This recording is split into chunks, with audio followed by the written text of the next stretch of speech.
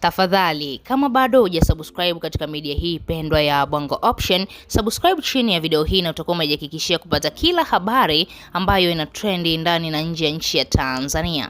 Msanii Alikiba siku leo ameweza kuanika siri nzito ambayo watu wengi tulikuwa hatuifahamu, iliyojificha kwa muda mrefu kuhusiana na yeye pamoja na Diamond Platnumz. Tunafahamu wazi hao ma legend wa muziki, na maanisha Diamond pamoja na Alikiba, wamekuwa na ugomvi wa muda mrefu sana. Kila mtu akiwa anajiuliza ni kitu gani ambacho kiliwasababisha hao watu wawili wakagombana. Ni nini ambacho kilitokea? Kwa sababu ugomvi wao ni wa muda mrefu sana. Ni kipindi cha nyuma sana, kipindi ambacho wanajitafuta katika hii sanaa ya muziki.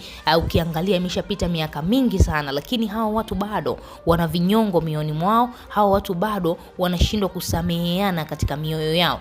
Unaweza ukajiuliza ni kosa gani ambalo labda Alikiba alimfanyiaga Diamond au Diamond aliwahi kumfanyia Alikiba mpaka kufikia hatua hao watu wameekeana vinyongo kiasi hichi. Siku ya leo Alikiba ameweza kuzungumza na kueleza wazi nini ambacho kinaendelea, lakini pia ni sababu ipi ambayo imepelekea mpaka leo hii yeye pamoja na Diamond hawawezi kuwa sawa. Yeye pamoja na Diamond Platnumz wameweza kupishana kwa asilimia kubwa sana, na ndio maana unaweza kuona kuna ushindani mkubwa katika muziki wa Alikiba pamoja na muziki wa Diamond Platnumz.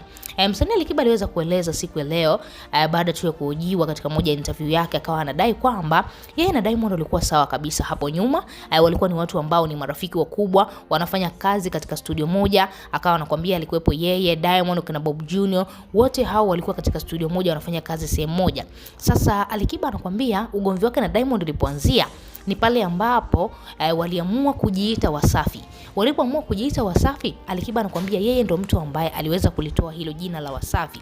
Baada ya kulitoa hilo jina la Wasafi, unaambiwa waliamua kulitumia katika hiyo studio yao, lakini baadaye Diamond Platnumz akaanza kulitumia katika ngoma zake. Sasa Alikiba anakuambia alikuja kumuuliza kwamba Diamond, kwa nini unalitumia hili jina, hii brand ya Wasafi, wakati mimi ndo nimeitoa? Niliitoa tu ili tuitumie tu kwa hapa studio, tukiwa tunaitana au tukiwa tunakutana kwa pamoja, mambo kama hayo. Sasa Alikiba kile kinyongo akawa amemwekea Diamond kinyongo kwamba kwa nini anatumia katika nyimbo zake. Na ndio maana ukiangalia nyimbo nyingi sana za Diamond alikuwa anapenda sana kuanza kwa kusema Wasafi. Sasa ukiangalia kumbe ile ni brand ambayo Alikiba yeye ndo aliibuni. Sasa Alikiba anakuambia baadaye, akamwambia Diamond, sipendi utumie hiyo brand natamani nije niitumie mimi hapo baadaye.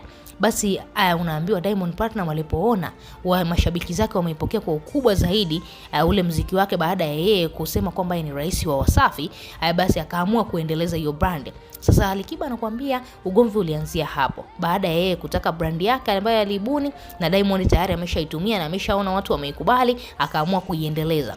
Na Alikiba anakuambia mpaka leo hii ugomvi wake na Alikiba na Diamond hauwezi kuisha, kwa sababu yeye ile brand ambayo aliweza kuitunga au ile jina la Wasafi ambalo aliweza kulitunga mpaka leo Diamond Platnumz analitumia.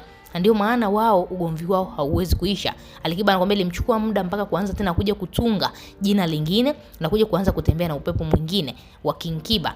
Mambo kama hayo mpaka leo hii. Ndio maana yeye pamoja na Diamond wana tofauti kubwa sana na hawawezi kabisa kuwekana sawa. Kwa hiyo kama shabiki unalipi la kuzungumza? Unafikiri kuna hilo tu ambalo linawasababisha hawa wawili wasipatane, au kuna jambo lingine ambalo limejificha? Tuachie maoni yako, lakini pia usisahau kusubscribe.